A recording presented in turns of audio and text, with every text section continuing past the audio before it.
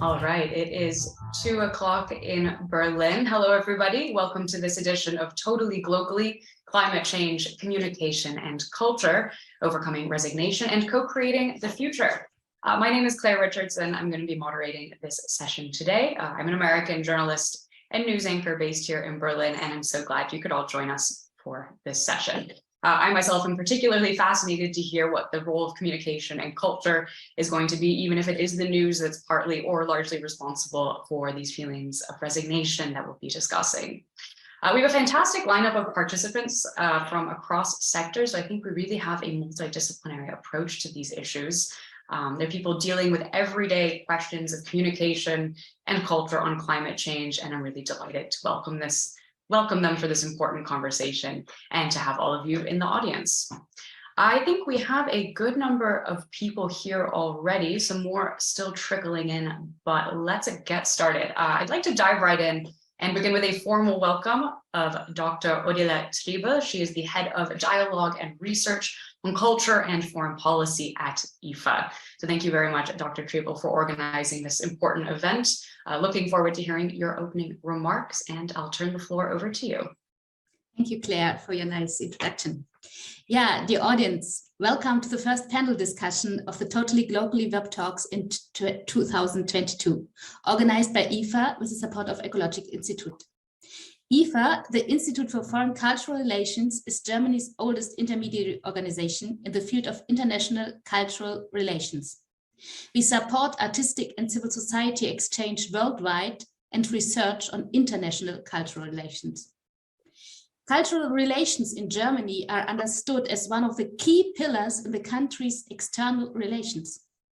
And as our Foreign Minister Annalena Baerbock frequently and recently again stressed, that climate is the biggest security challenge of our time, we need to reflect on the role culture and cultural relations can play in building a better, safer, more equitable, and more peaceful future. This year, we will focus in our web talks on communication and decolonizations at some of the aspects in this field. The focus today: as the disastrous consequences of climate change become clearer each year, debates on what to do about it and about degrees of responsibility of countries, sectors, and individuals have become more and more heated. The enormity of the challenge to implementing the Paris Agreement goals in a relatively short time frame, the complexity of the topics as a whole, and the worrying prospect of profound changes to people's lives make these discussions difficult.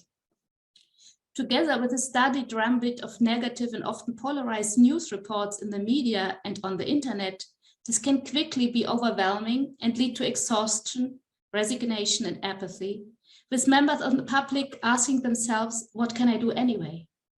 However, implementing the Paris goals will be very hard without broad societal support. We therefore need to consider first, how to counter or preempt these negative psychological reactions and the feeling of inevitability.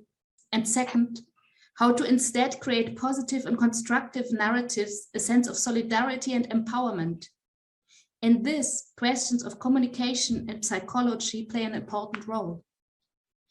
Given their long experience in other policy domains, civil society organizations, artists, and cultural actors are well placed to energize and mobilize people by fostering opportunities for engagement and participation.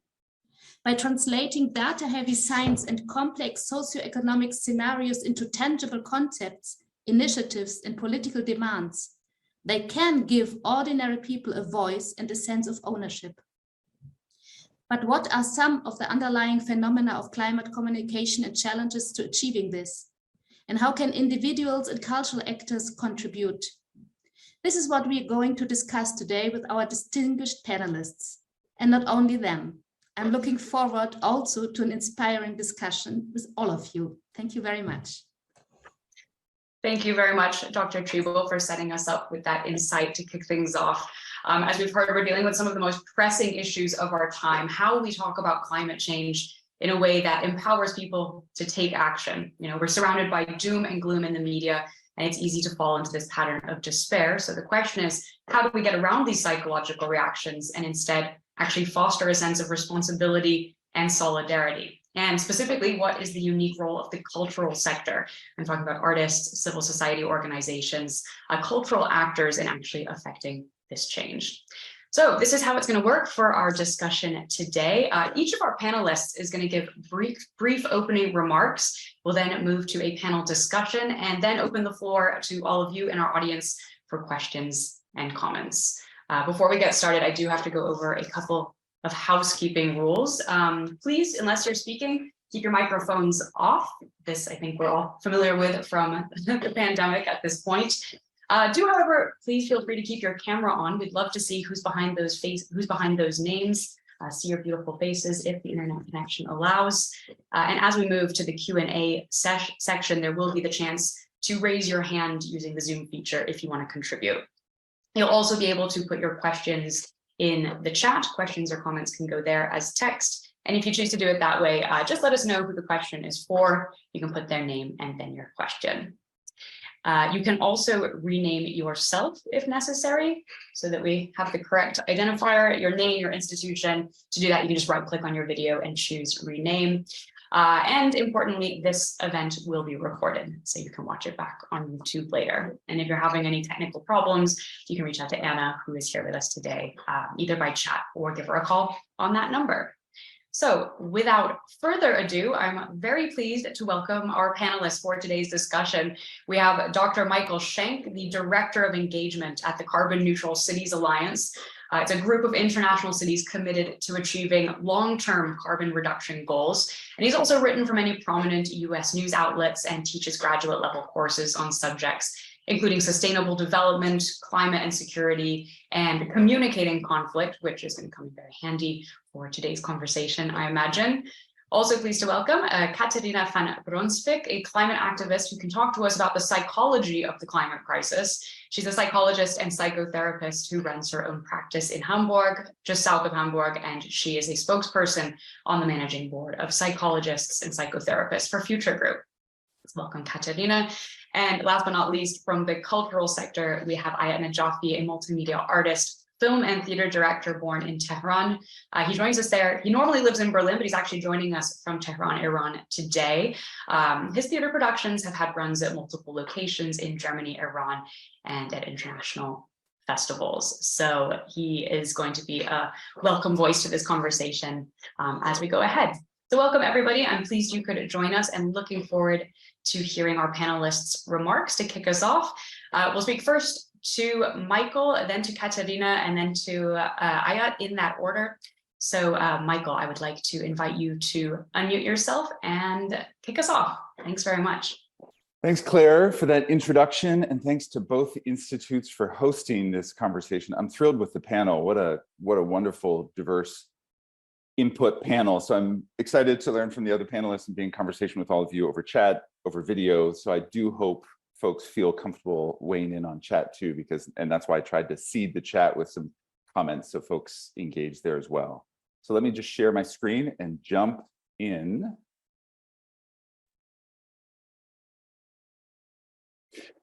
So I'm thrilled that we're taking this seriously, because this whole idea of actorness, solidarity, and empowerment is pretty important right now for all the reasons that the previous speakers mentioned and for Claire's introduction, because it is overwhelming, it is anxiety producing. And our work today, our conversation today is really focused on how do we build this community that is going to carry us forward to effectively counter climate change. I've put some of the questions that have already been named that were in the event blurb, but I just want to remind us here what we're covering. This is missing the fourth bullet point that we'll get to in terms of the role of arts and culture. But in terms of what I'll talk to just very briefly with all of you is this: what are the dominant narratives? What are the main challenges with those narratives? And how do we, given that, how do we foster greater engagement of people and a sense of actorness? So the media for the longest time covered climate as a confusing, complex topic, and they often provided this idea of false balance. I've worked in this space for a long time, so I've seen it change over time, but initially, some of the biggest media outlets would have a scientist, a climate scientist, and then a climate denier and a climate skeptic. And it was this idea that the verdict is still out. Thankfully, that is no longer. Most major media outlets are covering climate, mindful that 97–98% of the scientific community recognizes, I think someone's still off mute if you want to mute your line, but 97–98% of the climate community recognizes that climate change is happening, that we have to do something about it, that's anthropomorphic, we caused it, it's human caused, and we need to tackle it quickly. But this confusion early on, exacerbated and propagated by the media community too, and then the doubters and deniers in the space, caused a real headache in terms of winning the hearts and minds, engaging the public, and getting them on board this work. Now, I will say media is now pretty effectively globally, international media, European media, American media, Australian media, they're covering the extreme weather that's coming from climate change. So I would say, if anything now, the media is doing a great job of covering the climate impact, so much so that it's causing the anxiety and the disempowerment that we've talked about. So you talk to anyone who's informed, who's watching the media and mindful of how the media is covering this conversation. And I think most people, and just in fact, this morning, when I got coffee in Vermont, where I'm at, the barista was talking about the warming climate here in Vermont because it's raining, it's not snowing, it should be snowing. And she has kids, and she was expressing to me very appropriately to this conversation, her anxiety and her fear for her kids who are 4 and 5 years old because of what we're seeing here. And so I'm thrilled that both institutes are hosting this conversation because we are in a special place of feeling overwhelmed and the doomsday is real. So how do we engage the public mindful of the doomsday? What I've seen in the climate community, definitely in Europe, but also in the US, is a tendency to then point fingers at the culprits. And while that is essential, I'm going to pivot very quickly to what we can do as a community, what we can do as individuals, because I think for a lot of people, it's convenient to call out the fossil fuel industry only and say, we have nothing to do here as individuals. It's not individual change, it's systems change. We have to take issue with the big polluters, and we do, to be clear. But if you look at me on social media, I will counter that either or with a both and, because I think very much, yes, we need to call out the fossil fuel culprits, either corporate or country, but we also need to debunk this false choice between individual behavior change and systems change. Again, it's both and, because this is what we want to get to. We know that if we get individuals acting, if we get communities acting, it will change systems, it will change markets, it will change companies, it will change countries. So getting individuals acting too is essential. So I just wanted to name that because we see that in the climate space, it's systems change, it's not individual behavior change. We don't have to change our food, we don't have to change our fashion, we don't have to change our fill in the blank. Yes, we do. And yes, we need to tackle systems change too. I want to identify a reality here that's also getting in the way of this community building, this actorness, this solidarity, this empowerment. Edelman every year produces a trust barometer. And this year's trust barometer has the #1 finding that distrust is now society's default emotion. Nearly 6 in 10 say their default tendency is to distrust. Another 64% say it's now to a point where people are incapable of having constructive and civil debates on issues they disagree on. This is a huge obstacle. This is a problem. And this is global. Their trust barometer is a global assessment, global qualitative survey. So how do we build this system change, collective change, individual change, given that distrust is at an all-time high, trust at an all-time low, at least in recent history when the data was coming about. So what I think about all the time in my work, working with cities and working with communities that support those cities, is how do we get people to make the individual change that we need them to make, the behavior change? It's not easy because there's a status quo bias. People like to stay in their lane. They don't like to change behavior, but we need them to change behavior. We need adults. Kids, it's a little bit easier, but we need adults. We need all of you. We need all of me to change behavior, again, to support that collective and systems change. What I encourage our cities to do is really appeal to basic human needs and not to feel like they still need to win the climate data fight or the climate science fight. I still see the climate community really leaning into the data and the science. And frankly, the data and the science don't win the hearts and minds, which is why it's so important that we're talking about arts and culture, because that's what often moves people to collective action. So I encourage our cities to frame their climate work through all of these basic human needs. And increasingly you're seeing that. The media is covering that too. What are the health benefits of climate policy? What are the economic benefits of climate policy? What are the security benefits of climate policy? But I want us to think in terms of how is life going to be better for our communities? How is life going to be better for our individuals? How is life going to be better for me, for you, for our sisters and brothers and families, etc.? Because that's what's going to compel people to act, to get out of status quo bias, and to make a change. But in addition to that, because for years I've been pounding that pavement of that porous pavement, that permeable pavement for tree benefit purpose, to impress upon the public, like there are economic benefits, health benefits, security benefits, quality of life benefits, ego benefits to making a change, to driving an EV, to getting solar, to energy efficiency, to weatherization, you name it, to plant-based diets. There are all those kind of benefits. And yet, mindful of the distrust that is pervasive, how do we build community? So these next few pictures really attend and attest to how our cities are building community. This is out of Yokohama, where they partnered with Starbucks to use no electricity in the creation of Nothing is Charming. That was the name of the campaign. The idea that you can come together as a community, you don't have to use much energy, we can fellowship together, we can have fun together, we can eat together, we can talk together. And this whole idea of how do we build community, especially post-COVID, especially when mental illness is on the rise. A bunch of stories in the Washington Post yesterday about mental illness in our schools in the United States. How do we build community right now to counter that anxiety, to counter that stress, counter that doomsday scenario?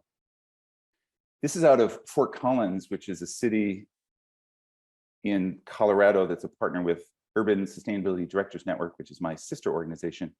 They're creating this incredible campaign that I helped build called the Shift Campaign. You can see here how they're encouraging individual behavior change. But the whole purpose is to build a community in Fort Collins of people taking action. There's a movement, there's momentum. People want to be a part of something. And especially given that COVID isolated us, how do we bring people back together? Digital is going to be really helpful in that, but increasingly face-to-face again. How do we build community, reflect back the action that people are taking so that people feel like they're part of something? This is out of Amsterdam, created in response to the energy crisis heading into the winter due to the war in Ukraine. This was a small short-term goal of reducing gas, structural gas, by 15%. They built this whole action network. They've already reduced 11%. They're on their way to 15 by the end of the year. And talking with the team here in Amsterdam, they've really built this community across public and private sectors. But again, thinking about what compels community to come together. Short-term goal, actionable, doable, accessible, whole of society, everyone's involved. There's a platform to reflect back the incredible action that's happening. Amsterdam also launched this site years ago. So this is separate from the gas campaign that I just mentioned. They launched this site to reflect back all the incredible citizen action happening across the city. And you can search and you can add, and you can say, hey, I'm doing this, and you can find out what your neighbor is doing. This work is so important, building community, building collective actions so that people don't feel alone in their individual behavior change. A couple more slides. This is out of Helsinki. They've created this whole digital community to help people go green, make it easy, make it fun. But again, this is so important to counter that anxiety, to counter that doomsday reality. Building community out of Sydney here, this race to the greenest building, this Better Buildings Cup in Sydney. They created this whole leaderboard to show what people are doing, and mindful of social norming, that you're more likely to take action if you know your neighbors are taking action. So again, building community, reflecting back the incredible action that's happening. One or two more slides. This is out of Cleveland, Ohio. Every year, they bring together the whole of community. And what you see here is a cross-section of society. It's museums, it's parks, it's hospitals, it's educational institutions, it's community-based organizations coming together to co-create the city's sustainability strategy. And over several days, they have a lot of Post-it notes, a lot of sheets, and they're mapping out and designing the city's sustainable future together. The city has shared power with the community, and increasingly our cities are moving in this direction, sharing power and shifting power to communities so that we're co-creating that future together. Lastly, last slide, resilience hubs. You may have heard of them. They're popping up. Guardian just wrote a piece on it. We're doing this, we're rolling out this in the United States. Resilience hubs in the face of extreme weather. Important for all the things you see here. You see it, sustainable energy source, charging station, access to water, community garden, reliable communication, emergency preparedness plan. But at the core of this, I don't know if you can see it at the bottom, there's a heart that says community program. increasingly, these places are being used not only for all the emergency reasons, but also to build community, to build social capital, to build social cohesion. So people are coming, they're hanging out, they're playing games, they're watching TV together, they're having fun together, they're knitting together, they're quilting together. And that work cannot be forgotten in our climate response and our climate policy, because people are so hungry for that. The high distrust, the low trust, people want to build community. So ensuring that we're creating these spaces across our planning and programming to bring people together so they can have fun together, build partnership together, again, especially post-COVID. So that's my input. I'll stop sharing now. Over to you, Claire. Thank you so much, Michael. That was fascinating to see the emphasis on positive examples of convincing people that life will be better if we take these changes. It's not all doom and gloom. I'd like to turn it over now to Katharina van Bronswijk and get her take on this. Katharina, the floor is yours now for the next 7 minutes. Thank you very much. I'm so glad to be here. Thank you for organizing this amazing event. So I'm, as a psychologist, just going to briefly explain the reaction to climate change that we as humans show. So we have our planet and it's on fire. And then there's the scientists who are raising the alarm and saying something's going wrong here. That's the first step of climate communication.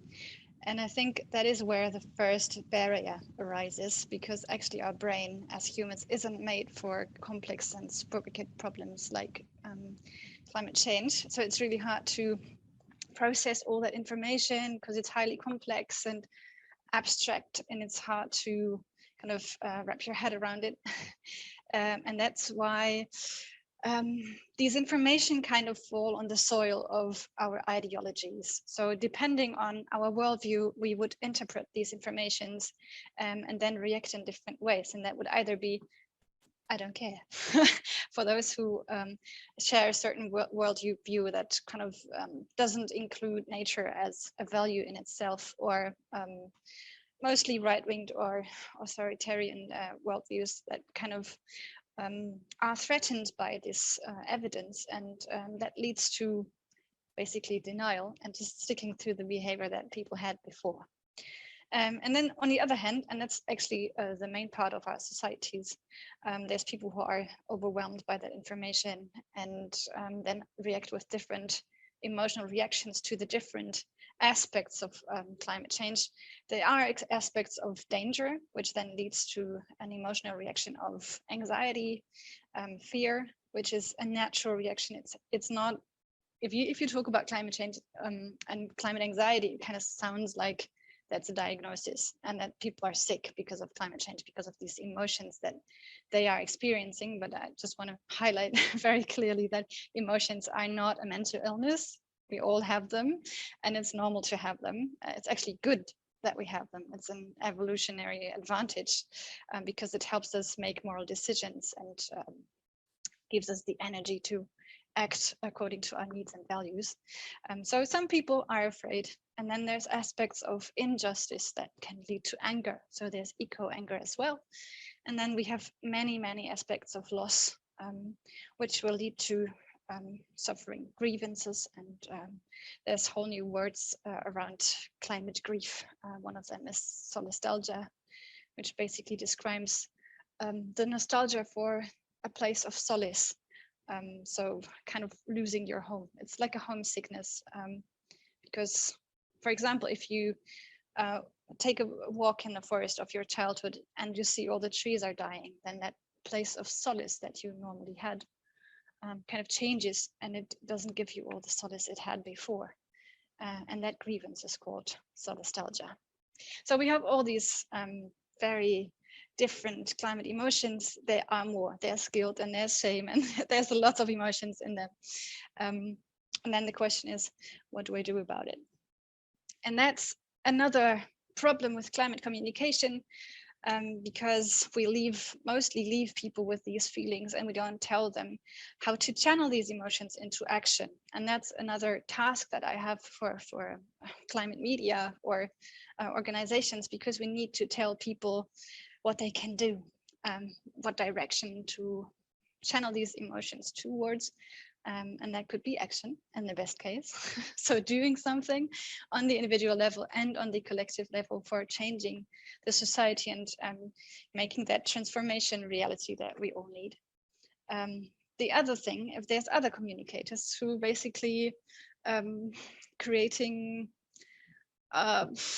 narratives around you don't really need to act, it's not that bad, or maybe it's already too late, that can lead to different reactions. So then people wouldn't get active because parts of our society have already resignated. They're lost in resignation because they feel overwhelmed and they don't see their opportunities to act because nobody told them. And then the only way to get out of these feelings is to basically deny your own responsibility or the severeness of climate change once you accept that it does exist. So there's different other levels of denial that we have. And resignation basically also is a way of escaping these bad emotions because you get to a less harmful state of accepting that things are bad, but it's not your responsibility to do anything about it. And then there's a huge chunk of our society that basically knows that there's a problem and they haven't resignated yet, but they don't know what to do. And that's why they stay inactive.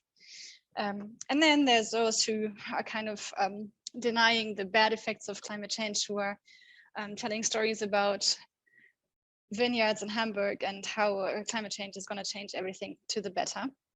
And that's a very special form of denial as well. And that basically leads to them not being active, not trying to see the effects of climate change, not listening to organizations who are trying to activate them, and not talking about climate change as well. And that basically leads to sticking to the behaviors we already have. So there's a few gaps that we need to bridge with good climate communication, and now it's going to be less fun, but more scientific. I think this is a really important model from the environmental psychology that kind of explains one of these gaps that we underestimated highly in the environmental movement within the last few years. It's a German one. It's from the 80s, so we should have known a long time ago that there is no direct link between environmental knowledge and our pro-environmental behavior. There have to be the according values and the attitudes towards the environment that make that information meaningful in some way. So if I don't care about the Amazon burning, I won't change my behavior. But if I love trees, if I love forests, if I love nature, then that is of importance to me. So we really need to change values and attitudes towards nature by educating people. So it is an information of significance to them when the environment is damaged and changed. That's the first thing. And the other three are around possibilities to act and incentivizing these possibilities to act. So kind of creating the opportunities for behavior and also building the structures that allow for behavior change. And that is something that Michael just presented very nicely. So we need to give people opportunities to do something, to be heard, to empower them, and create a political and also societal system that allows them to change their behavior. If there is no bike lane, I cannot ride my bike. That's basically it. And we need to give people opportunities to act that are not just promising to do something, but that really have an effect. That's the outcome expectancies, the perceived consequences of behavior. If you tell people, if you sign this petition, the world's going to be saved, we are going to disappoint them because it's not true. So we need to give them real opportunities with a big leverage. And that's something that we haven't adequately communicated or not created for people to have. And I'm going to highlight some more of the shift in narratives. And I think it really matches well with what Michael just talked about. So Schlichting in her study identified three consecutive phases of changing narratives around climate change. So around in the early or mid 1990s, the US fossil fuel industry and coal industry pushed the frame of scientific uncertainty to delay change. And that worked quite well. It did work well with the tobacco industry, and it worked well for the fossil industry as well. And then around 1995, the Kyoto negotiations, the strategy shifted, at least in the US and Australia to the socioeconomic consequences of emission reduction. So basically saying, yes, it would be important to do something, but it's going to ruin our economy. So we can't do it. And around the same time in Europe, and I think we're changing to that in the US now as well, is basically telling stories about how the industry is going to save us all by being the leaders in climate protection. And the question is, are they really? And I mean, of course, we all are society, we all are politics, we all are in a democracy, we all are the economy, because we're part of these systems. So we will need the industry to change, but I think that narrowing it down to they are going to be the one who's saving us, that's wrong. So we all need to do our part. And then in the public discussion, it's not denying climate change, but we have some delay discourses that kind of allow us to delay the change, the transformation by discussing more. And these can be narrowed down to 4 overarching categories. One is to redirect the responsibility, and that's something that at least in Germany happens quite often. This whataboutism, saying, yes, of course, we need to do something about climate change, but what about the kids who are protesting? They're using smartphones, so they shouldn't be protesting because they are not perfect. So let's talk about smartphone usage and young people. So we're just, hopping between different topics and not really discussing climate change and transformation, or that we're always pointing our fingers at individuals and not talking about system change as much as we should. And then we have this pushing non-transformative solutions, very widely used in Germany, the technological optimism, basically saying, we don't have to change because one day the engineers are going to find a magic Hoover that can suck out all the carbon dioxide from the atmosphere, and then it's all going to be fine. And if you ask the engineers, no, they won't, at least not in the time frame that we have. So it's not true. Or trying to say, okay, we need rich technologies like fossil fuels. We need to use gas instead of oil or coal. Talking a lot, not doing much is something we really like to do as well. That goes with one of the other emphasizing the downsides, the perfectionism, policy perfectionism, kind of trying to first find the perfect solution and taking years to develop it without starting to act. And I think with the time frame that we have, we need to start acting while we are developing the plans right now. Also appealing to social justice, so talking about the poor people of our society that cannot afford the transformation. And something we really like to do, especially conservative politicians who never really care about poor people unless it's useful for them to stop any policy arising that they don't like. So of course we need to draft societal change in a way that doesn't break our society apart. We always need to do environmental laws together with social laws to cover these discrepancies and to help marginalized communities to cope with the change, but it shouldn't stop us from acting at all. And then there's the last part, which is surrendering, kind of saying it's already too late, so we don't need to do anything. We just have to adjust to the changes that are going to be arising, and we don't have to mitigate anymore. So that's all discourses on a societal level, but maybe also in a one-on-one conversation. And if we know about these delay discourses, it helps us to understand that maybe at this point, there's a psychological defense, and it's not about the topic. It basically is a hint that there are uneasy emotions in the background that we need to tend to, because if we don't, then the defense won't go down. So that's far from me, and I'm looking forward to the discussion. Thank you. Thank you very much, Katharina. We definitely want to dive into those issues in the group panel rounds. For now, though, I'm going to turn it over to Ayat from the cultural sector and hear from an artist perspective what we would be doing. Thanks so much.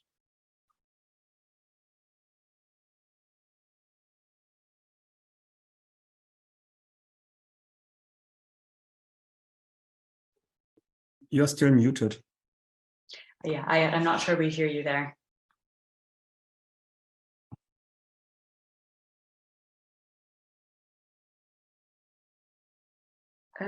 Still not hearing you there. Is it working? Maybe Very good. That's better. There we go. It's working? Very good. Perfect. Okay, perfect. So sorry, I was saying my name is Ayat Najafi. I'm a film and theater director from Tehran. I'm based in Berlin. I'm also a multimedia artist. And here in this presentation, I'm going to talk about an art project we had over several years, Sun, Snow, and then there was dust. But before I go there, I want to thank you for inviting me. I think I lost the track already because of this mute problem. It's an honor to be part of this panel, and these are very special days in Tehran. So I'm happy to be here on this panel on the topic totally unrelated to what's going on. However, right now, if you talk to people in Tehran or in Iran in general about the problem of climate change and water bankruptcy and all these difficulties we have, people probably say, oh, forget about it, we have bigger problems. And that's exactly what our project was about. In Sandstorm and Then There Was Dust, we wanted to raise awareness.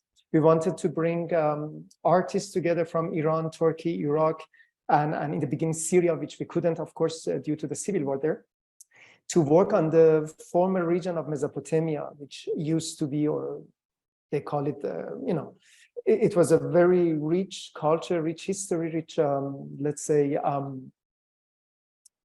when we also talk about the water, we had lots of water resources. And now the Euphrates and Tigris are basically drying out. The big dams building up in Turkey basically destroyed the entire rivers. The wars, the ongoing civil wars, digging for more oil. And then it goes also to what Michael said, like the denial of the people, like they don't really care to change their lifestyles. So that was where we started this project. I'm going to introduce one of the projects we had in this exhibition, Al-Mashuf, which was done by the collective Tehran Platform. Tehran Platform is basically three architects from Tehran, but they're also media artists, and they really try to raise and use the media to address the climate change and environmental catastrophe that we have in Iran. They started the project Velograph. It's Velograph is a technique that you can really see where the water is lost. So you go through, you go around the lakes that they are disappearing, which we have a lot of them in Iran at the moment, and they found out where are the illegal wells or the wells around those lakes. So we can continue. So here we have the entire the map of the water sources of Iran, and if you continue, you see some red points. Yes, so these are the most troubled lakes of Iran that Tehran Platform started to analyze and to see how they lost their water. Can you please continue? So we start from the Urumiyeh Lake, which was the biggest lake inside Iran, and now it's almost died. Can you continue, please? Yes, here in this video, you can see what happened to this lake in the last 30-something years.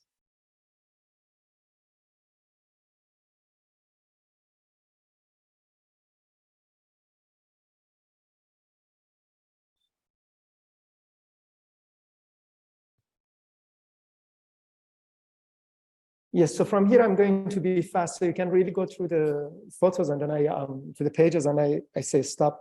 So there are other lakes that they are all disappearing, and these are really different reasons, from the mismanagement of the water, from the governments that they don't have any policy or any interest of saving the water resources, and also to the illegal wells that the people, the society basically make. Please continue. I have to be very fast from now on to come to the main project. You can pass it, please. Yes.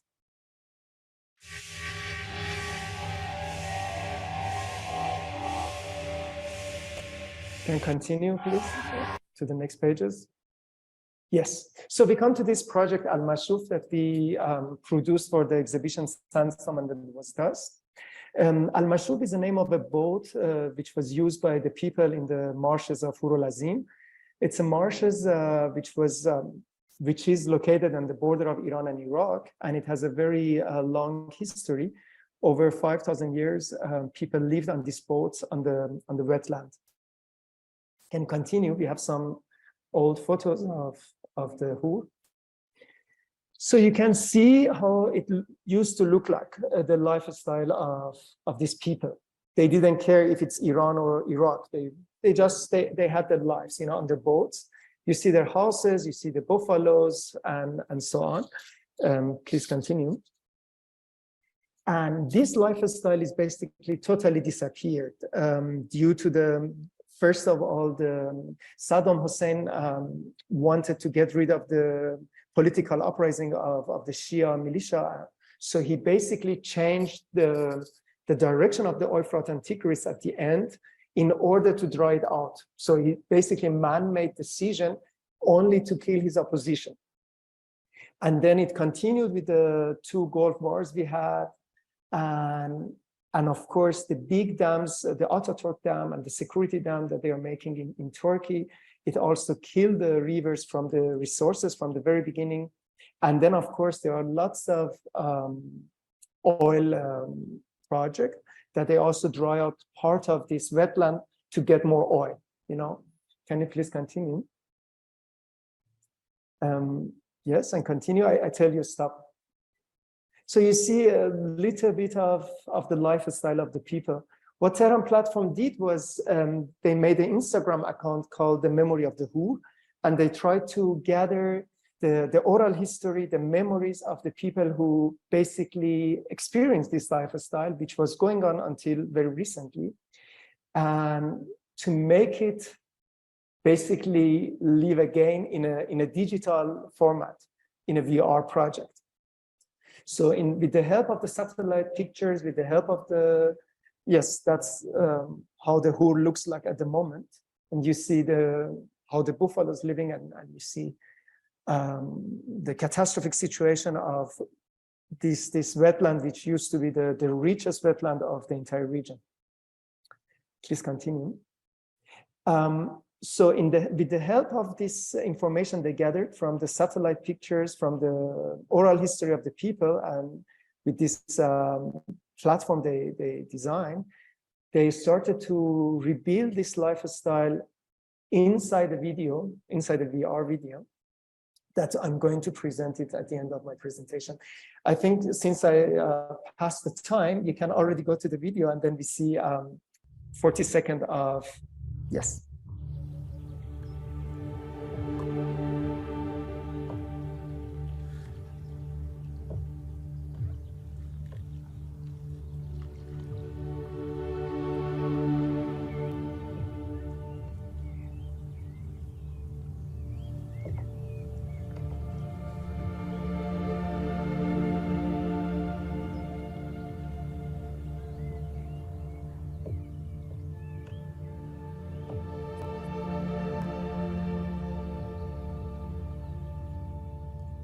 So as you see, something which used to be a live environment is already dead. And as an artist, what else I can do, to collect people, to collaborate with the artists from different parts of the world, and to raise this awareness, which is a global catastrophe. And if we don't stop it right now, soon we have the war for water in each village of Iran, you know. So we tried, with the help of this project, with the help of other projects we had in this exhibition, to raise awareness and try to push the politician to find the right solution. Thanks a lot for having me. Thank you so much, Ayat. It was a beautiful project and some great visuals for us to enjoy. Appreciate it all. So we're going to begin now our roundtable section, but in the interest of time and giving everybody a fair chance at asking questions, I'm going to kick things off with a few questions of my own, and we'll then move into the Q&A. But if you already have a question or comment for the panelists based on their talks, go ahead and put that in the chat already. Also, make sure you write for whom the question is, and I'll field them when we get to that point. As I mentioned, we'll also be putting out a call for hands up later if you want to ask the question directly yourself. But first, I just want to follow up on your presentation and ask more about your projects. They've looked at the positioning of these different groups and governments in conflict over environmental resources. Do you think that cultural actors have a responsibility to incentivize people to take action to prevent this kind of conflict? And absolutely. I mean, as I said, when you walk around the city, no one really takes it seriously. That was our first impression when we started this project in 2016. And it wasn't only in Iran, we were in Turkey. I haven't been in Iraq, but I was talking to many artists and also people from the civil society. People know that there is a problem, but they don't believe, as Katharina said, that they can do something, you know. Like in Iran, people say, oh, we wait for revolution and then we're gonna have a good government and they're gonna take care of it. No, I mean, of course, I mean, we are losing the water already, you know, so, and no future democratic state in Iran can save the water if we don't act as civil society, as Michael said, you know, to start the small communities. And I'm aware of the power I have. It's nothing, you know, we know that what we are doing, what we are producing is basically nothing, but this nothing, if gathered with other nothings, we can build something out of it. Yeah, and you're pointing to something that both Michael and Katharina have pointed out to as well, which is this false choice between individual and system change. And how do you encourage people to sustain individual change when they have this feeling of powerlessness? Katharina, in your work, can you tell us what the roles of fear, of grief, and anger are that stand in the way of people taking action? And what would you tell people how to combat those? Well, in a nutshell, I would say that the best way of dealing with emotions is to let them come and let them be. So basically feeling what you feel. And that is an experience of a wave. So these emotions come, they stay for a while, and then they go again without you doing anything. And then you can listen to what these emotions are trying to tell you. So what needs, what values are standing behind these emotions and how to act on them. So for example, if you are feeling sad, then the question is, what loss are you grieving? And how could you protect these things that are of importance to you in the future? So our love for nature and the grief that we experience when it changes can motivate us to protect nature. And we have to harvest that energy within these emotions because they actually give us the energy to act. And I think we live in a bit of an emotion phobic society. So we're not used to talking about our emotions, and we're not used to experiencing uneasy emotions because we have that societal promise of ever lasting happiness. And that's just not true. It's not human nature to be happy all the time. So basically accepting what is there and then acting on it is what we need to do, and kind of finding a balance between avoiding these emotions and on the other hand panicking, because panicking won't help either. Yeah, I wanted to ask you about that as well, because you see emotions even as a positive motivating force, but is it also sensible to try and prevent these reactions in the first place? I think it's not realistic. So if we really deal with the size of the problems that we are facing, then it's hard not to feel anything about it. And then I think it's easier to try and learn to live with it and accept it and turn it into something helpful. Yeah. And Michael, what do you think? We've talked about this false choice between individual and system change. Do you think that that is something that the news media is doing enough to encourage people that they need to take personal responsibility? Well, unfortunately, there was a lot of targeting at individuals, and some fossil fuel industries and companies were behind that. You know, you're at fault, you're to blame, and it was a convenient distraction for the fossil fuel companies and industries to put it on individuals. And so understandably, the climate community came out in force and protected all of us and said, hold on, you don't need to feel guilty. And certainly shame and guilt is not useful, especially if it kind of paralyzes emotion and mind and action. And so again, it's both and finding these opportunities for individual behavior change. And really, as I stressed in my presentation and also that we're hearing throughout today's conversation, building community so that we're not alone, because the worst possible thing is to feel like you're alone in this effort. And so how do we build community? We're taking action together. It's fun, life is better. And, you know, not to negate, because I really appreciate Katharina's point about all the emotions are important, they're natural, and let's be present with them. So I'm so thankful we're creating space for this conversation too. If you look at my social media channels, just quickly, Twitter is for my anger, Instagram is for my love of nature, LinkedIn is for solutions. And so every day I post a new solution in the sustainability space in LinkedIn. And it's really interesting to see what gets traction. Now, my anger on Twitter is what I do for catharsis, and I write a lot of op-eds to like get my frustration out. That's how I'm processing it. But my Instagram is my love of nature, and so I find different ways to channel and harness and harvest, as Katharina mentioned, my own emotions, because I find it's necessary. But I will say in the LinkedIn space, people are really responding to the positive solutions because I think they're so hungry for them. They need it, and so be mindful of that too. Maybe I can add something. Please do. Yeah, Katharina, what do you make of that? On that discussion on individual versus collective change, because changing individual behavior doesn't only change your own behavior, but it changes social norms as well, because other people see your behavior change, and that changes the perception of there's nothing that can be done and there are no solutions available, because you are a role model for other people who are looking for opportunities to change their behavior. So all these things we can do, they're a bit of an interlink between the individual and the societal level.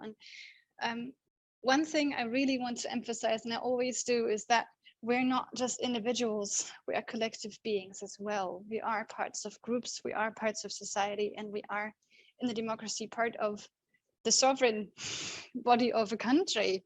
It's, at least in Germany, it's part of the constitution that it says that we are the sovereign of this country, and it is our responsibility to do politics. It's different in different societies because we have different political systems, but in the end, we're all political beings, and we need to not just think about our individual level, but also about the societal parts of us and how these can be changed. German Watch uses the term of a handprint that can be maximized. Instead of just lowering your carbon footprint, they say with your handprint, that's the societal transformative part of your behavior where you can change systems.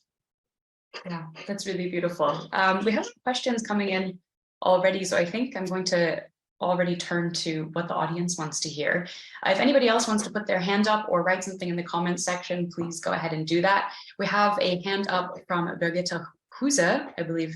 If you'd like to unmute yourself and ask your question to our panelists, we'd love to hear it. Yeah, hello. Well, thank you, first of all, very much for this very interesting panel. Really inspiring, a lot of things I knew, but also new inspiration. That's very good. Thank you very much for that. And then I've got a question to Ayat. Maybe I missed that, but I would like to know more about the reaction people gave or comments they gave on this art project. So, I mean, it's very interesting to raise attention, but what did people comment, or did they get active? What did they do? Did they meet? Did they discuss about it? So I would like to know more about that aspect, please. Yes, so we had the exhibition so far in Turkey and in Germany. And yes, we got very active audience. So that was amazing. We also had some interactive performances and talks and workshops. And the reason I came to Iran is because we wanted to have the exhibition in Iran as well. And I think it's very important. And we also like to travel in Iran with the exhibition. So that was basically the idea, to raise this knowledge in Iran as well, and to activate part of the society we can reach. Of course, we cannot reach a lot. The problem is something else happened in Iran, and now we are in totally age of, so there is no possibility of exhibition at the moment. People don't want to talk about climate change. And it's very unfortunate, because for me, they're all interconnected. They are the environmental catastrophe and the climate change is part of this ongoing movement in Iran, But at the moment, the focus is somewhere else. So I have to be patient. And probably we can have the exhibition next year, and then I can answer you the year after. How was the reaction here? So I give it to future. Yeah, thank you. Thank you very much for that question. I would actually pose a follow-up question to all of our panelists based on it, which is, given that this is a truly global problem and global phenomenon, do you think there's something unique about the role of cultural actors in being able to cross borders and affect change? We'll start back with Ayat, since you just finished, and then go to Michael and Katharina. Can you again repeat the question? I just lost for a second. Sure. Whether there is a unique role and responsibility for cultural actors, for artists, for film directors, for people like yourself, to bridge these cross-border divides in trying to affect change and make people take individual responsibility for climate change. Absolutely. I mean, I have to start from myself. Before this project, I myself had a very, very few information on this topic, So the fact that we have to change ourselves, it started from myself by this project. And then we really chose some borders, like Iran, like the project I just presented was in Iran-Iraq border. We had the project on Syrian and Turkish border, Iraq and Turkey border. Because, I mean, the climate change doesn't know the borders, The politicians know, but the climate change doesn't. And the people across the borders, they suffer from the same, phenomenon. So I think what we did in this project, and was very helpful, was also to connect artists from Iran, Iraq, and Turkey together. And also we invited some scientists from Germany to join us. So this was really a cross-border communication, interaction, and also production. And I can say for this small project we had, and I say small in compared with this huge problem we have in the global stage, we reach a lot. We reach a lot, and still we can reach more. So it motivates me to continue, and it motivates me to be more proactive, Thanks very much. And Michael, your thoughts on that? Well, I'll answer your question and also attend to Anya's question in chat. So is there a role for artists especially across borders? I can't speak highly enough and supportively enough of the role of arts, which I put in chat some previous work I had done. I feel frustrated daily working in the nonprofit space, which relies heavily on data and planning and PDFs. And I long for my previous days as an artist, simply because I'm mindful of human nature and how we love story. And, if we went out to the street and interviewed people in terms of, tell us a moment when you changed your mind, or changed a behavior, or changed your thought, or changed the way you saw the world, they might likely point to an experience, or a book, or a film, or an art piece, or an art exhibit, or theater, dance, whatever. Likely it was something in nature, something experiential, something artistic. It probably wasn't a data point, though it might have been complemented by a data point. So to Anya's question, yes, science is essential. And we do need that role. If you look at TED Talks and what makes for an effective TED Talk, and I put Katharina's TED Talk in the chat. Hopefully that was okay, Katharina, because it's a great TED Talk and I hope people watch it. But someone did an analysis of an effective TED Talk, and roughly 65% of that TED Talk is pathos, it's story, it's creativity, it's emotion. Yes, we need logos and ethos, harkening back to Aristotle here. So yes, we need facts. Yes, we need to be credible in the telling of those facts in the science. So we do need the scientific community, we do need the science, we do need the data, but those are smaller percentages. Those are like 25, 15% in terms of the role they play in an effective story, in an effective talk, in an effective pitch, communication. So I mentioned the 65%, it doesn't matter really the percentages, but the point is that the majority of the influence comes from pathos, comes from story, and that's where the arts are so important. And it needs to be complemented by good data, by credible people, so they play a role too. I just think in the climate space, historically, we really leaned into the ethos and logos. We really leaned into the data and the scientific community to win the hearts and minds. And I think we're realizing slowly but surely that didn't do the trick. Now we need to better balance it and bring in story, bring in arts, bring in creativity, etc.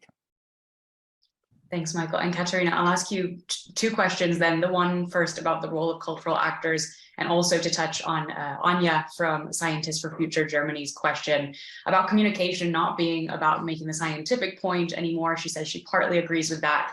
And you know, their past experience as scientists are worried actually unlocked action without putting the burden on people to come up with their own opinions. They could just look at scientists and their facts and sense of urgency. So let me know what you think also from your experience in your practice. Well, I would totally agree with Michael.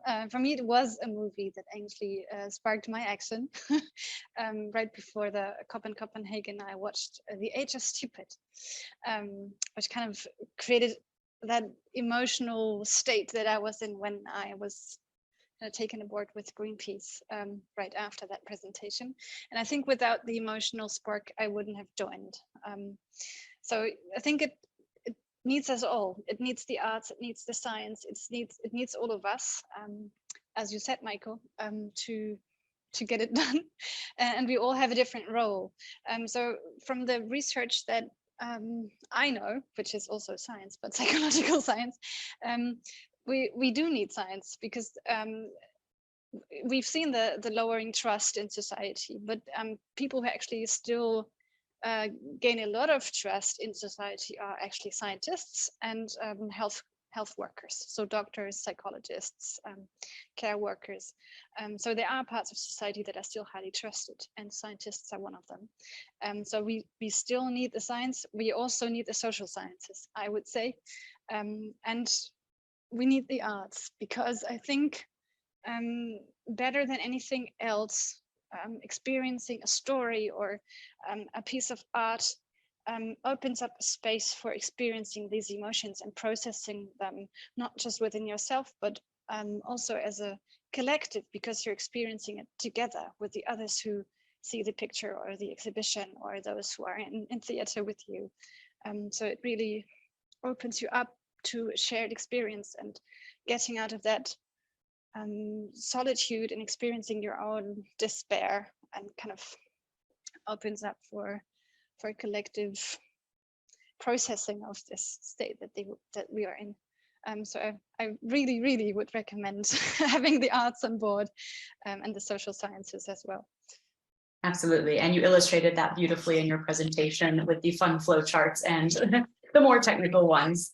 We have a question from Yannick that I'll also put to you, Katharina, while I have you there, but I think it is indeed addressed to you, but I think it might also be interesting for everybody to comment on. Yannick asks how to counter the narrative that climate activists are actually advocating for abstinence, the German Verzichtsdiskurse, and thus they are hypocritical when they use something like a smartphone, even as they are, asking for better environmental policies. So what do you think are some elements of an actual believable positive vision of the future? Well, I think first of all, it is important that we have a positive vision of a future, or envision a way to go, because mostly we're talking about what we want to avoid. And in psychological research, we know that we don't just need avoidance goals, but also goals to work towards. Otherwise, it's like getting in a taxi and saying, "Don't drive me to the train station." like, where do we want to go? We need to think about this visible future. And now I forgot the question. Sorry, I just have to scroll up and read it all again. Yeah, the question just how do we counter this narrative of hypocrisy around climate activists who are able to call for change on the one hand, but use smartphones on the other? Well, I would say basically just naming it as it is, saying that's a way of avoiding the conversation that we really need to have. That helps most of the times. Yeah. And of course, for those who are active, I would say it's advisable to be honest. We're not holy people. We have our faults as well. And we live in this system with the barriers it creates to living sustainably. You can't live carbon neutral in Germany or in the US at the moment. It's not possible. So I'm not carbon neutral, and I can say that. And that basically gives me back credibility when I talk with people. I say, I'm not perfect. I don't ask you to be perfect. We just need to talk about the change that we need. And Michael, you agree with that, saying we're not holy people at the risk of opening yourself up for criticism? So I just want to second what Katharina said. It was well stated. I was writing in chat and then she named it. I'll just add, because I try to walk the talk as much as I can, but I'm definitely not perfect.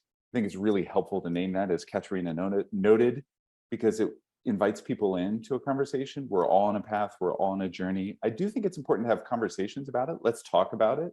Let's not avoid it, but just recognizing, hey, I'm trying to do the best I can. I'm trying to walk the talk in my lifestyle and my behavior, and I recognize where I'm falling short too. That's a much better invitation than like, hey, I'm a vegan and I need you to be a vegan too. Like the perfection absolutism isn't an invitation, but recognizing our faults is. So second to what Katharina said.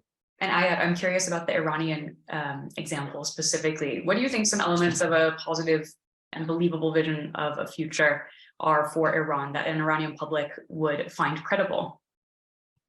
So before I say that, I want to say I am the holy one here. So don't doubt that. No, at least there's one among us. Yes, I mean, Iran needs a holy changes. No, I think it's very important what everyone said, and as I said, for myself, it was a learning process, and I try to be very honest, as we call it in cinema, eye level, with the public of the exhibition, and also during the creation of these artworks, because they were all long-term ecological artworks. So we were working with the civil society, with scientists, ecologists, and so on and so forth. We all try to have this exchange and learn from each other, like in this panel that I'm already learning a lot.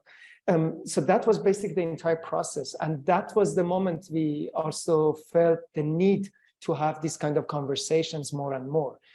For example, a few years ago, they started to make some nation schools to raise children with, like in all around the world, you have them. And they were very successful. They were very successful all around the country, but then the government decided to stop them. God knows why. So probably they were Western propaganda or this kind of stuff that they say. So unfortunately, those schools are not existing anymore. They don't exist anymore.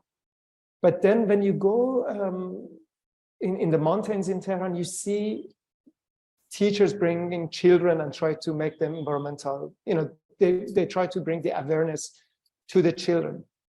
And we had another project that I also wanted originally to present here, but I didn't have enough time, was the Green Corners, in which we really try to connect different schools all around the country in order to produce a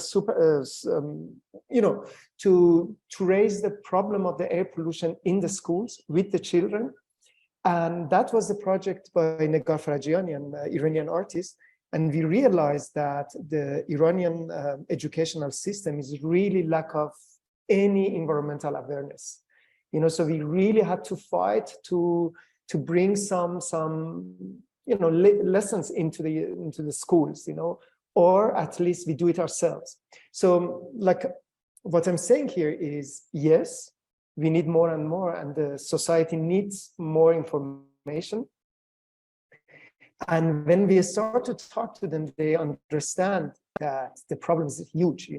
They just don't see it because they have more problem. They like to be addressing the economical issues, political issues, cultural issues. and they want to push the environmental issues, back. And that is really, as I said, dangerous at the moment in the country. Thank you so much. Just a reminder, we are taking questions from the audience. If you want to put your hand up or put a question or comment into the chat. We have one up from Lebogang Mokona, a freelance journalist. If you would like to unmute yourself and ask your question, you are most welcome. Hi, thank you. My name is Lebogang Mokona, and yes, like you said, I'm a freelance journalist. I'm from Johannesburg, South Africa. Thanks a lot for very great conversations. I'm actually doing research on climate change visualization, so I found like a couple of points from Michael, particularly very interesting. I have a lot of thoughts, but I'll just cut it short. Because I do also have opinions about actually the narrative as far as journalism is concerned. I don't want to be a pessimist, but I don't think journalism is doing quite too well right now. And one of the examples is the photos that I saw that you used, in your presentation, Michael, burning forests. I mean, those are very iconic images that are also used journalistically, and they are very problematic to a large extent. I mean, your presentation was beautiful. That's off topic, but they do actually, shape how people conceptualize climate change and how they understand that, marginalizing other voices. But I also wanted to generally ask about, I kind of feel like all the time that I, attend events where we talk about climate and media, climate change, it's so westernized. It's so a Western concept. And it almost sort of puts me off from where I come from. But I just wanted to ask, in terms of, there's a need for individual change, which is generally true, but perhaps we need to start deconstructing that term. Who's the individual? Because if I come from South Africa, I do know that people are doing their best, but we have so much socioeconomic problems, to try and do something for climate change. I do understand that people are very conscious of what is happening, but there are a lot of problems. And so we probably need to start looking at who is the individual, especially if we're speaking from a position of Germany. I'm currently in Berlin as part of the German Chancellor Fellowship. So I think we need to construct that, because it comes into the term of actorness, which is also another term that I saw on your presentation, Michael, because it kind of draws in this idea of passiveness and activeness. Who's active, who's doing what, who's not doing what. And so I think it's very important to start at that basic level. I'm mentioning the term actorness as something we also need to look into, because I can attest that the media tends to portray people from the global south as passive, and that almost suggests that people do not know about climate change, they're not acting, they're not doing anything. Whereas if you look at images of coverage, particularly for 2021 summer floods in Germany, people tend to be portrayed as actors, so they know what they're doing. I think we need to change this narrative, because there's really a lot of things that are being done in the global south, particularly on the African continent.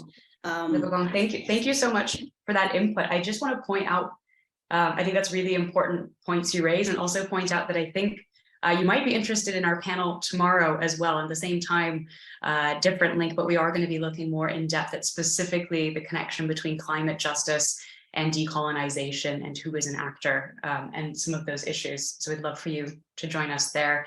Also, the point you've raised about the role of, for example, in South Africa, that was also one of the questions we have in the chat, is how can we realistically talk about behavior inspiring other people when there are bigger issues on people's minds, things like unemployment, economic issues that are at the forefront.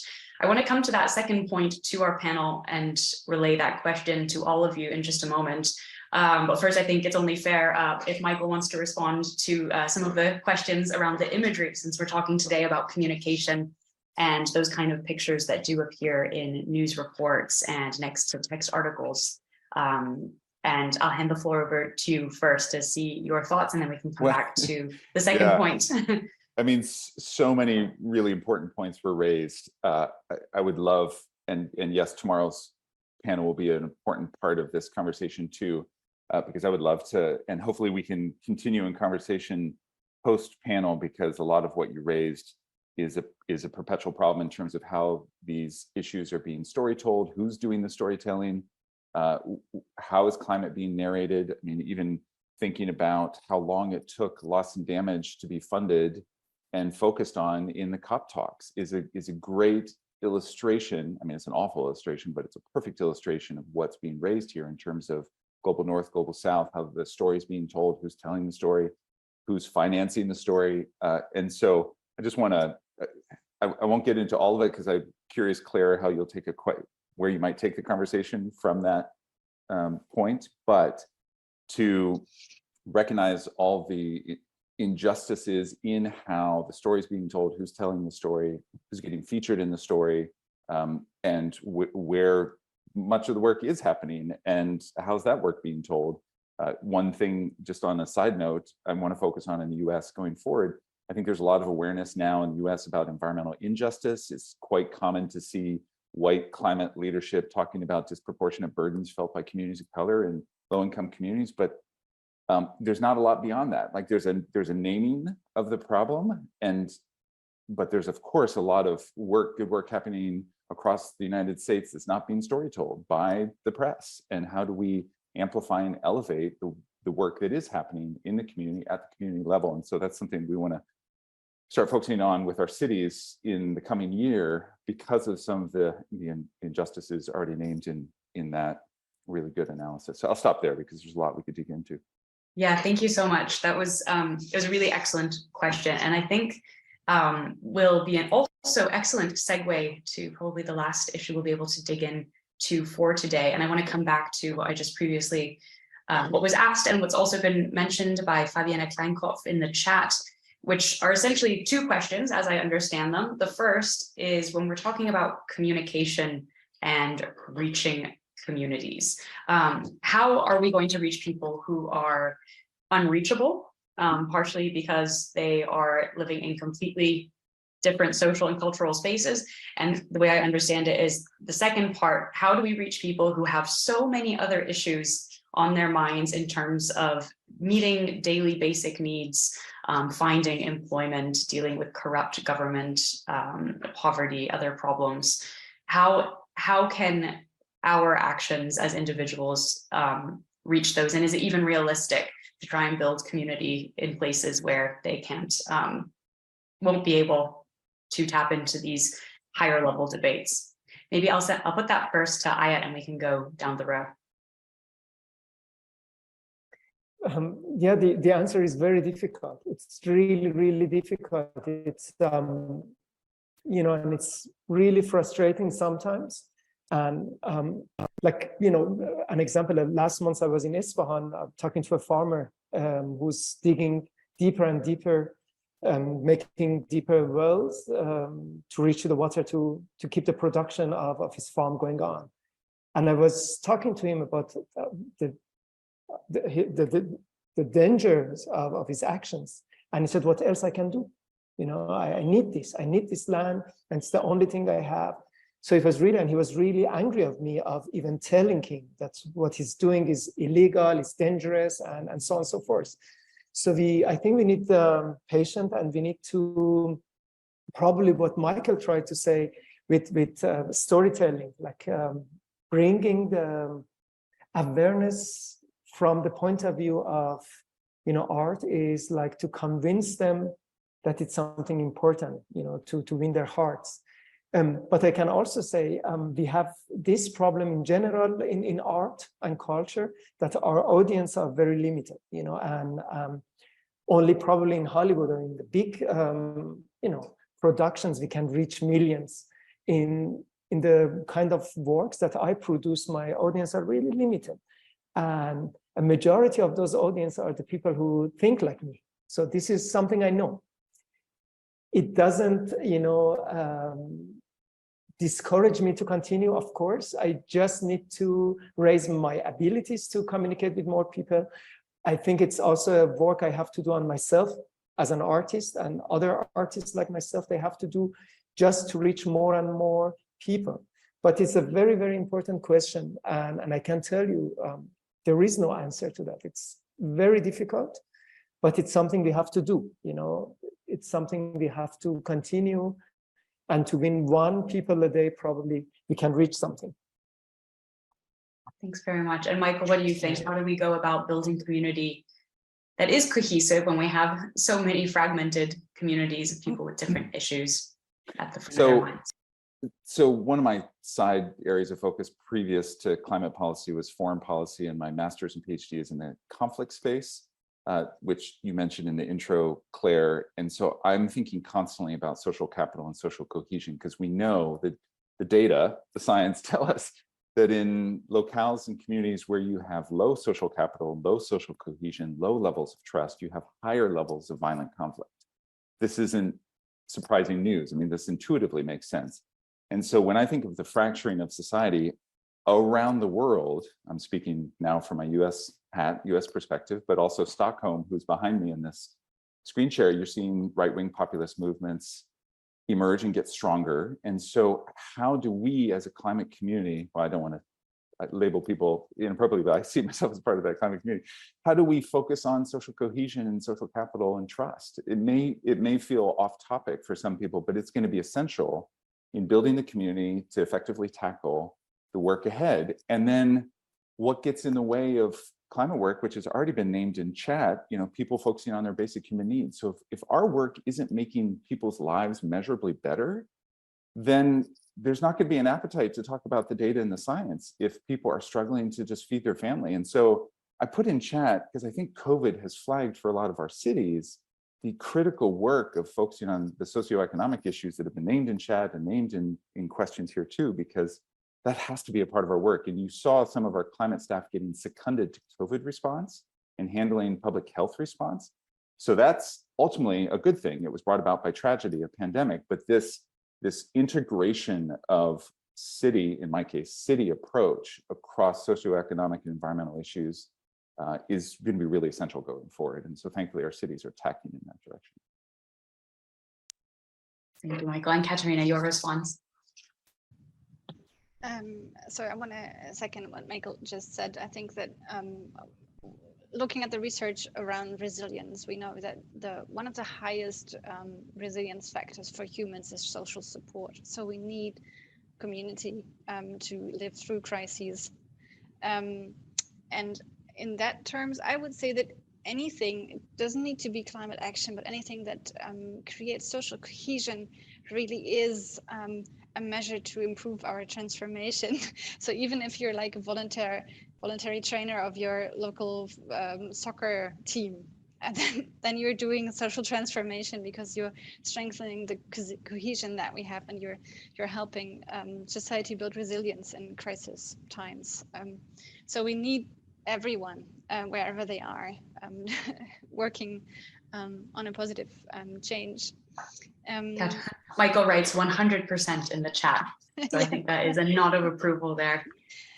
I was also curious, Katharina, if you don't mind me jumping in your presentation, you spoke about the flow from not just having information, but in having the correct set of values in order to make something out of that information and actually affect change. And I'm just wondering how you see this kind of value building and education taking place in building communities in this sense. Well, there's one thing I wanted to add on the point before, because of Sure. the complexity that we have with the problems. The human mind doesn't really like complexity, but it helps us build resilience to cope with ambiguities if we talk about the complexity and not just tell simple stories. I know that storytelling is something that we really need to emotionalize people and to get them into action, but we shouldn't be telling the story like it is an easy one, because the transformation isn't easy. And I think that is something that we see in media, that it's always one little part of the story that's being told, and it always makes it look like it's a very easy thing, easy to understand, easy to cope with, and it isn't. And I think we need to open up our conversation on the complexity, and also because people have a finite pool of worry, a finite pool of attention, we need to talk about the interlinks between all these different problems that we have, because we can cope with different crises with the same measures. So talking about green growth after COVID, that also creates sustainable futures with climate change and things like that. So we need to talk about solutions that are solutions for not just one, but many problems at the same time. And that helps us deal with that complexity. And now I can come to your other question. Can you maybe ask again? I'm sorry, I forgot. Yeah, I was just curious, in the context of the conversation we were having just before about how you go about building a values system among different kinds of communities, one that will be able to process information about the devastation of climate change in a way that does affect positive action. I think we don't really have to build different values. That actually takes generations to change value systems. But what we can is kind of adjust the communication that we have to the value set that a person already has, or to the group of society that we're addressing our communication to. Because climate change is a very complex problem, and it kind of addresses all kinds of values. So there is a reason why for everyone. We just need to find it. Okay, thank you very much. I'm afraid that's all we have time for today. So I want to thank our wonderful panelists so much for this really thought-provoking conversation, and also for the great questions coming in, both in person as far as that's possible online, and also in the chat. There's a lot to read back over there, where we've had a bit of a back and forth. If you missed that, feel free to take the time. This will be uploaded on the IFA YouTube channel soon. So if you want to go back and look at something you missed the first time around, that'll be an option for you. I think our main takeaways for today, it's not going to be easy. It has to be everything, not pick and choose in terms of individual or system change. And looking at paying attention to acknowledging and even embracing these emotions of guilt and fear and overwhelming despair that come with the issue of climate change, and looking at the ever important role of art and culture in bridging divides to help us deal with those and pay attention to it. So thanks so much for sharing your expertise with us. If anyone has any comments about this panel, you can send them by email to research@IFA, that's IFA.de, or you check them out on Twitter. That's the handle is IFA Cult, as in culture, CULT, extern, EXTERN. I mentioned it earlier in the panel today, but I would like to also invite everybody who's watching today to come to our second panel discussion tomorrow. It'll be at the same time, 2 p.m. Central European time, and it's going to be specifically on the connection between climate justice and decolonization, and what role cultural relations will play in these processes. Our panelists will be Dr. Anne Pettifor, who's a British economist and a specialist on the Green New Deal. We'll also have Mr. Nimo Bassi, who is a famous and veteran environmental activist from Nigeria, and Ms. Tony Naushin, a climate and degrowth activist from Bangladesh. So looking forward to some interesting discussions and perspectives tomorrow as well. So yeah, for more information, to sign up for that, you can go to the link that we're going to be putting in the chat shortly. In fact, it is already there, so check that out at your leisure. And just to say thank you once again so much to the speakers, to the audience, to the teams at IFA and the Ecologic Institute for organizing this. There's a lot to think over, and I really appreciate you all taking the time. Have a great rest of the afternoon or evening, wherever you are.